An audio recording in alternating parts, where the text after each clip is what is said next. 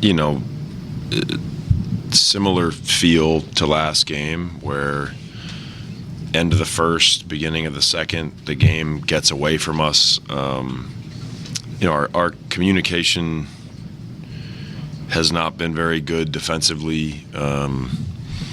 We're not doing a good job of guarding the ball. I thought at the end of the first quarter, they scored 10 points in about 2 minutes. It felt like 2 or 3 and ones. We're just getting sloppy. And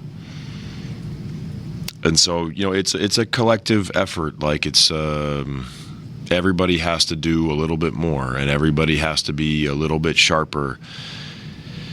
It doesn't help when you don't make any shots.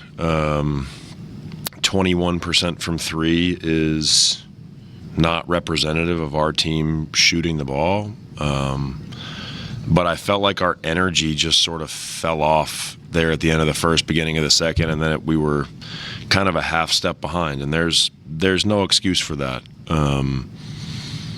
Our mentality has to shift a little bit in terms of the energy that we're willing to give to the game. And I have no doubt that our locker room will, self-correct, and we'll be ready to go tomorrow. With their three-point shots, and we've talked about how those are shots maybe you guys have to live with how you play defense, but which ones tonight were the ones you can live with, and which ones were the ones that you want to see? Well, yeah, it's not as simple as just talking about threes. Like, the threes we want to not give up are the catch and shoots or the easy swings, but those have nothing to do with the style of defense. That's because we're getting blown by at the point of attack. We have to guard the ball better as a group. Like, everybody has to take a little more pride. Everybody has to understand who they are, have a little humility, back up, shade the person's strong hand. Like, how many times is Miles Bridges going to go left? We saw this with Avdia in Portland. It's like, how many times is he going to go right? If you don't contain the ball at the point of attack and it gets too deep in the paint, the closeouts are really long. Because you obviously don't want to give up a layup, and so you commit to taking away the layup, and now when they make good reads, which they did, credit to Charlotte, you're in long closeouts. Sit behind threes off the dribble. Don't bother me that much. Miles Bridges slipping out and shooting an above the break one when Flip, kind of finally corrected and got a little bit lower to make him shoot a half hesitation jab 3. You have to live with some of those. But straight line drives to kickouts, it's a hard way to live, because if they do a good job, you are at their mercy. But it starts at the point of attack. If they were shredding us in pick and roll, throwing it into the pocket and kicking it out, we have to address and make schematic adjustments in the game. When it turns into small, and they just sort of slip out and we have 2 guys go with 1, or we open our feet and give up a blow-by, like, we have to address that element at the point of attack, because we can't tell the team don't help on a drive. Like, plain and simple, we have to do a better job guarding the ball. And there's 25 examples tonight where we're just giving up straight line drives, and it's physicality with the screener, it's communication, and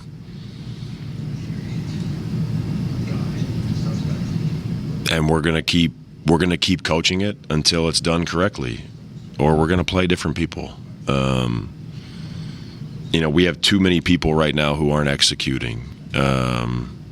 And who aren't giving the force necessary in those moments.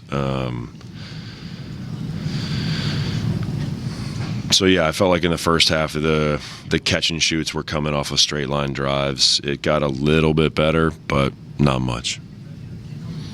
After the last couple of games, you've kind of had a similar message that there isn't like the same effort and intensity, ability that you think I should have. How do you address the team after it's many in a row?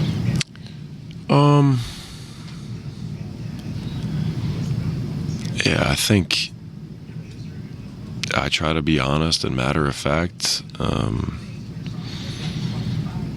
You can't always yell and scream. I think sometimes you just have to be very direct. And that's it's the great part and the hard part of team sports is it all sounds good, but you got to go do it. And you have to dig deep because 6 games into the year, there's not an excuse for fatigue. There's not an excuse for, I don't have it tonight. Like, that's all between the ears. And you can convince yourself that you're not tired. I recognize there are certain moments where you're just totally physically cooked, but when you hit that first bump of adversity, it's like you have to fight through a little bit. But, like the guys know that I believe in them and that I'm with them. But it's my job to tell them the truth. And I just don't think that our energy level right now as a group is where it needs to be. You mentioned that, especially with that second unit, that energy level. Is there a way to practice that, I guess? Because I know a lot of these guys have never come off the bench before, really.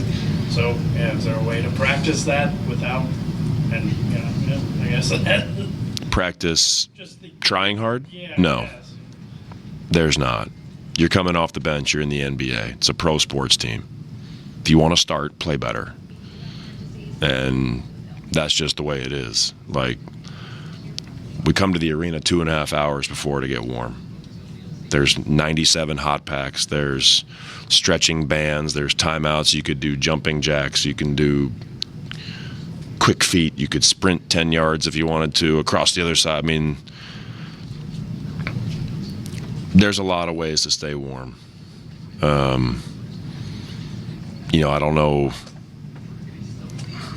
I don't know how to practice being ready. You knew 3 hours before the game you weren't starting. It's not a shock. I do get the human element of like they're not used to coming off the bench, but it's the situation that we're all in. Like, complaining is not a strategy. You have to do the best you can with the situation that you have. And I think when the same thing happens a couple times in a row, that's when I start to get a little bit irritated because we now know what's coming and we need to adjust. We learned since we talked to you last that Walker's been sent home as a result of the shoulder injury. So just, for the road trip, how do you, fill that hole in terms of rim protection, in terms of offensive rebounding and so on? Yeah, I think Nurk and Kevin Love, and we'll have to play some small. We'll have to protect the rim as a team, as we were doing before. Walker's never protected the rim by himself. The offensive rebounding is going to have to continue to be a collective effort. The perimeter guys are going to have to crash a little bit harder from the corner. I thought Taylor was terrific tonight. I thought he played really hard. I thought he had some great moments crashing out of the corner.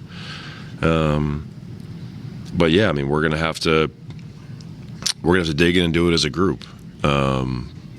Because again, like, these are the guys that are here and with us. I do think that we can accomplish the things necessary with the guys on the roster. It'll take a little bit of an adjustment because, Walker does have a unique size for our team. But, like I said a minute ago, like, complaining is not a strategy. We have to make do what we got. And I think these guys can do it.